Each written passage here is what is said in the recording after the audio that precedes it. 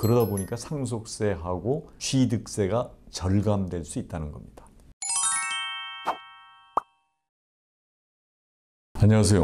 홍순기 변호사입니다. 이 시간에는 세대생략 상속, 배습상속이 뭔지, 그리고 세대생략 상속, 세대생략 증여가 유리한 점은 뭔지 그 점에 대해서 말씀을 드리겠습니다. 아직까지 구독자가 아니신 분들은 구독, 좋아요 눌러주시면 큰 힘이 되겠습니다. 첫 번째, 그 세대생략 상속에 관해서 말씀을 드리겠습니다.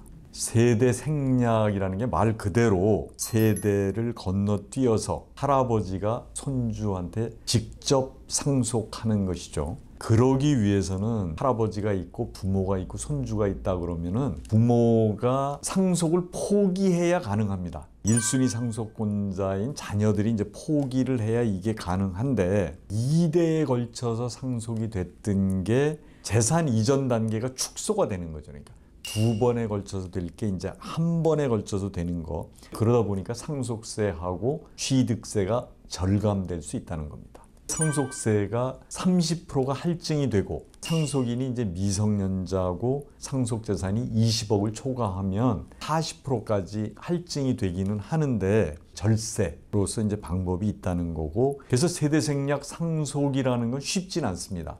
그 다음에 이제 말씀을 드리고 싶은 게 세대생략 증여입니다. 할아버지가 계실 때 이제 부모들은 상속세를 계산할 때 10년 내에 증여한 재산들은 상속세 합산이 되는데 손주들한테 준 거는 5년 내에 준 것만 일단 합산이 된다. 또 하나는 손주가 증여를 받을 때 할아버지로부터 받는 거하고 아버지로부터 받는 건 다릅니다. 할아버지하고 할머니는 한 사람으로 보고 아버지하고 어머니가 주는 것도 한 사람이 주는 걸로 봐서 증여세를 계산을 하는데 할아버지가 주는 거하고 아버지가 주는 건 다르다는 거죠.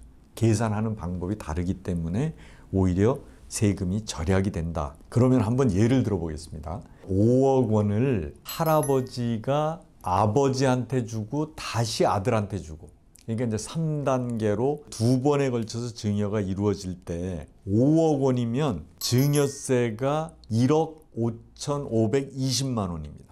5억 원에서 5천만 원이 이제 직계 비속한테 줄 때 이제 공제가 되는 거고, 그래서 계산하면 이게 8천만 원이 되는데 신고할 때 신고세 공제라 해서 3%를 차감을 하니까 8천만 원에 97%를 곱하면 7,760만 원이 되거든요. 할아버지에서 아버지로 한 번 오니까 7,760만 원. 그 다음에 아버지에서 또 손주로 한 번 가면 또 7,760만 원. 두 개를 합한 게 1억 5,520만 원이라는 얘기고요. 그 다음에 또 하나는 5억짜리를 취득세를 내면 그게 4%이기 때문에 2천만 원입니다. 그런데 그게 두 번이 되니까 4천만 원이고, 조부가 바로 손주한테 준다 그러면은 아까 이제 한 번 하면 8천만 원인데 거기에 130%, 30%가 할증이 된다고 해도, 그리고 이제 신고세액 공제 3%를 공제를 하면 1억 88만 원이 되는 거죠. 그리고 이제 취득세는 두 번 낼 걸 한 번만 내면 되니까 4천만 원이 2천만 원이 되는 거고, 그래서 합쳐서 두 번에 걸쳐서 증여가 이루어지면 그거보다는 바로 할아버지에서 손주로 갈 때 세액이 7,432만 원이 절약된다.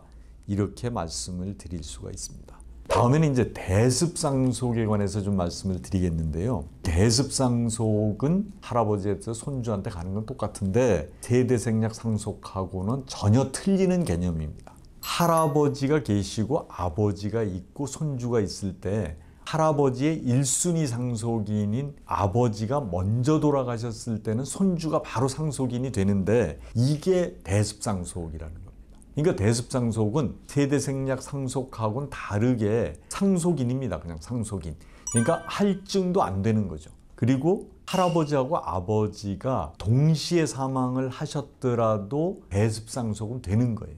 그래서 대습상속 부분은 세대생략하고는 다르고 할증도 되지 않는다. 이렇게 이제 아시면 좋을 것 같습니다. 근데 대습상속에서 이제 문제가 되는 게 뭐냐 하면 특별수익의 문제가 있습니다. 할아버지가 있고 이제 아버지가 있을 때 할아버지가 아버지한테 준 거는 특별 수익입니다. 근데 예를 들어서 할아버지가 손주한테 준 게 있다. 그랬을 때 그러면은 아버지가 사망하고 손주가 바로 상속인이 됐을 때 특별 수익을 어떻게 계산할 거냐? 우리 지금 판례는 어떻게 돼 있냐면 할아버지가 아버지가 사망하기 이전, 그러니까 손주가 상속인이 되기 전에 준 거는 특별수익으로 계산하지 않고 아버지가 사망한 이후에, 그러니까 손주가 상속인이 된 다음에 준 특별수익은 특별수익으로 계산하겠다. 이게 이제 판례의 입장입니다. 그런데 학설이나 이제 학자들은 특별수익이라는 게 상속인의 경우는 언제 가져갔든지 특별수익으로 계산하는데 대습상속의 경우만 다르게 계산할 이유가 있냐. 그래서 손주한테 준 것이 언제 주었더라도 특별수익으로 계산을 해야 된다. 이게 이제 학자들의 의견이긴 합니다. 그런데 지금 우리 판례는 상속인이 된 다음에 준 것만 특별수익으로 계산하고 있습니다. 이 영상이 유익하셨다면 구독, 좋아요 부탁을 드리겠습니다. 다음 시간에는 상속하고 증여를 할 때 많이 문제가 되는 게 뭐냐 하면 재산의 평가 문제입니다. 시가가 확인이 되지 않는 그런 재산들이 있는데 시가 확인이 어려운 재산의 평가 방법, 그거를 위주로 해서 말씀을 드리겠습니다. 감사합니다.